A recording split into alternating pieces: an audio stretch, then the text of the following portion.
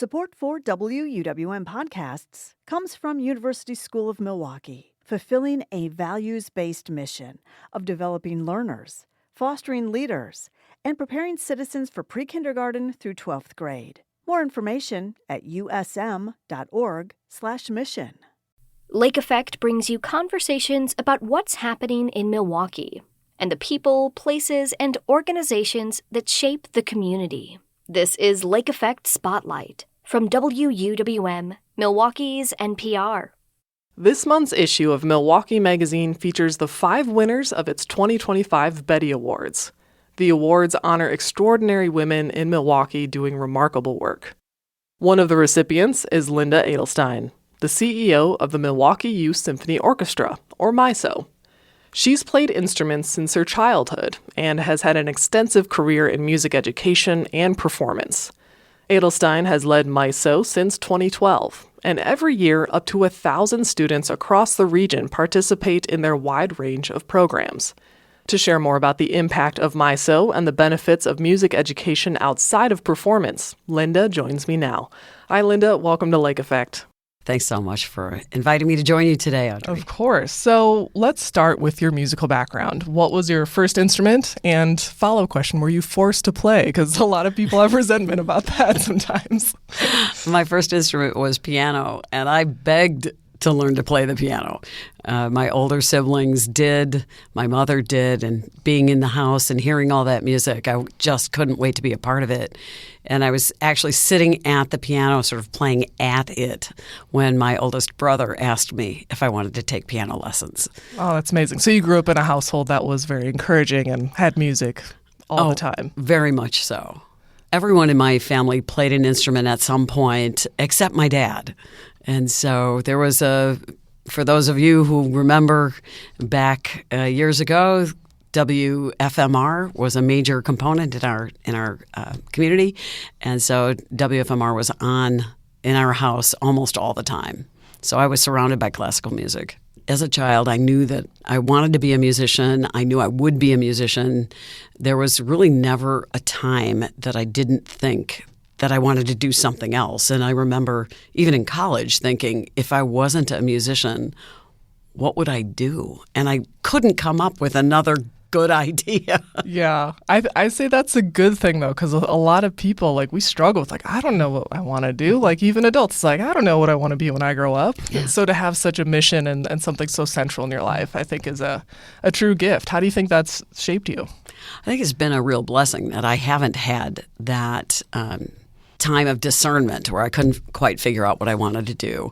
I still think, what do I want to do when I grow up? And I still come back with, I want to be a musician and be involved in music. So there are so many more opportunities available now, I think. And it allowed me to be able to focus my energies in a particular area. And it gave me that discipline and that opportunity to learn and find the people who felt like me and were interested in the same kinds of things as me throughout, whether it was elementary school or middle school or high school, or then going off to college, where thrown into a huge environment at UW-Madison, a lot of young people can be lost in those tens of thousands of students. And the School of Music is an incubator of folks who think like I did, and I do. And so it became very easy for me to create and develop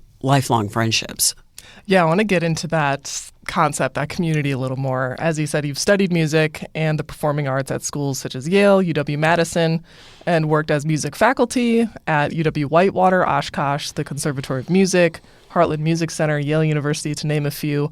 So it seems like obviously being in an atmosphere of music education is your happy place, right? So what are some of your favorite parts about working with musicians of all levels and all ages?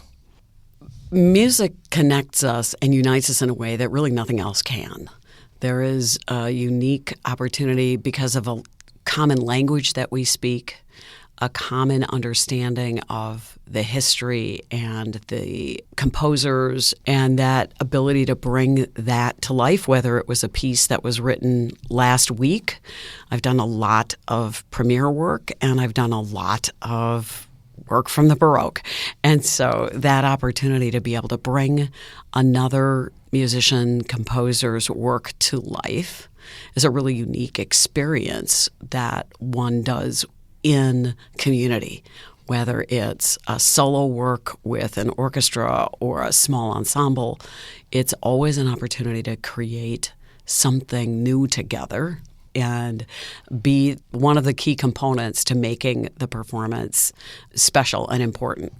You know, we've kind of talked about how the individual brings together the wider picture. So what do you think are some of the strengths that, whether people consider themselves a musician or just enjoy playing an instrument, like having music in their lives, what are the strengths of being a musician that serve you outside of performance?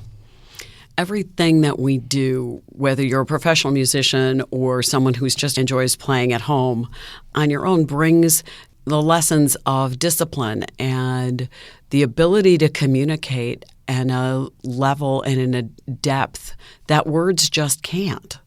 There's all of the practical skills that we learn, like discipline and focus and time management, but the maybe more impactful skills we learn about empathy and courage and the ability to take risks and fail, but to continue to keep coming back to perfect that which we're working toward.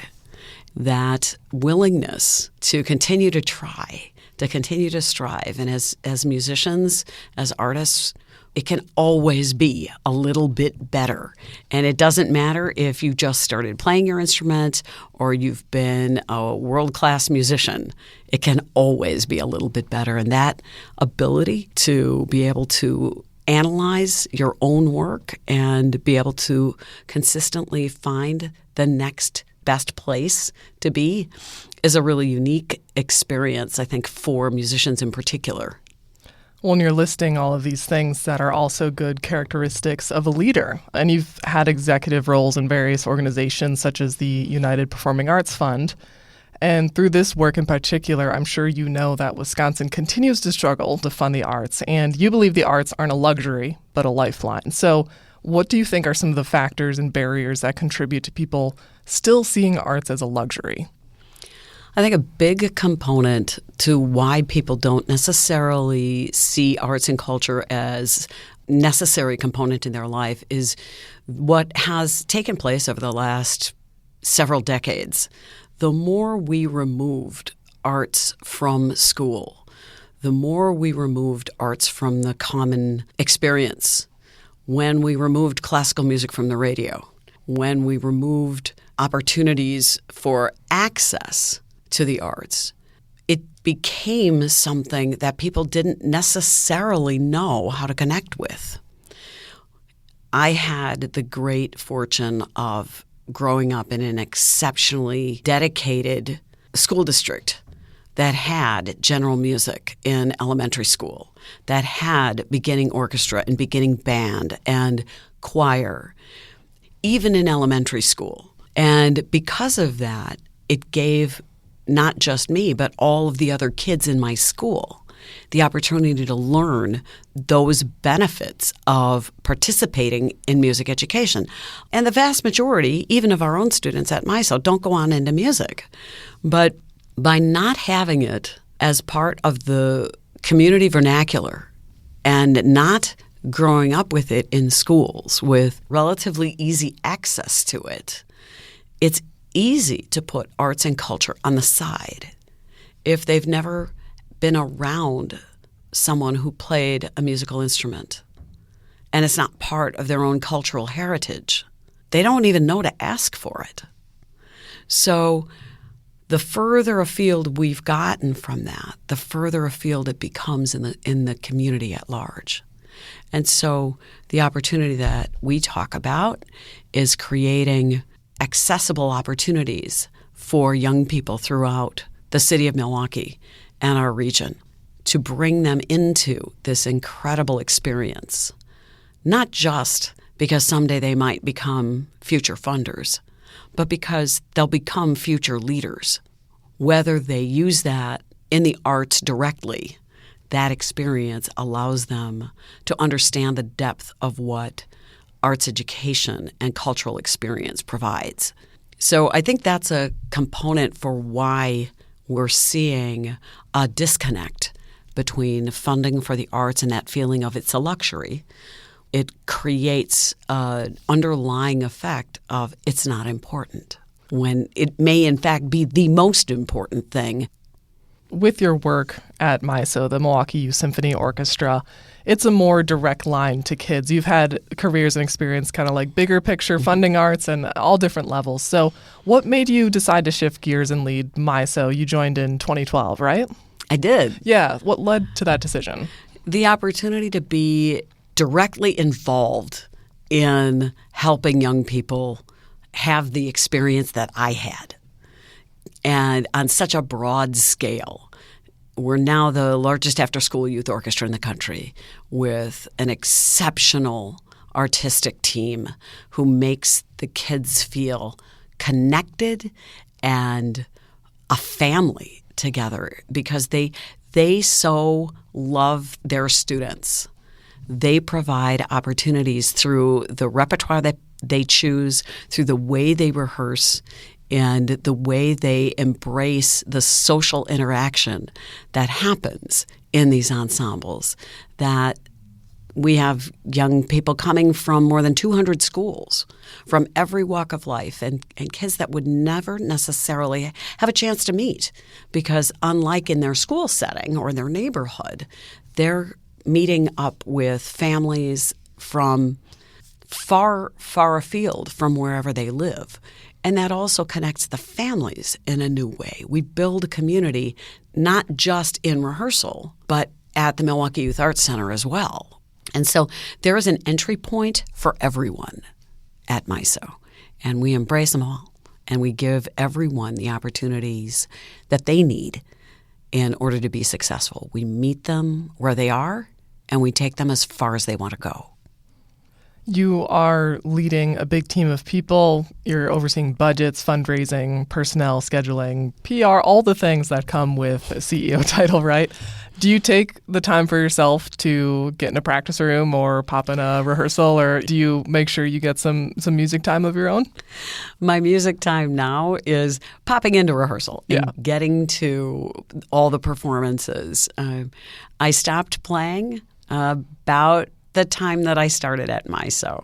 I've had a wonderful career performing all over the community and teaching and doing all of the things. And my time at MYSO has become the full circle of all of the experiences I've had in my life to date come into fruition at MYSO. I love that. Linda, thank you so much for joining me today to talk more about your background and your work with MYSO. I really enjoyed it. Thank you, Audrey. It's a pleasure to be here.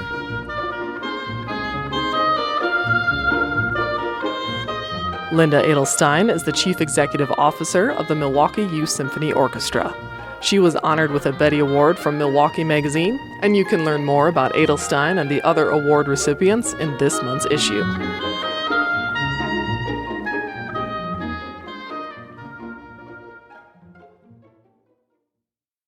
You can find more interviews like this one by visiting wuwm.com/Lake Effect. And while you're there, subscribe to the Lake Effect Spotlight podcast.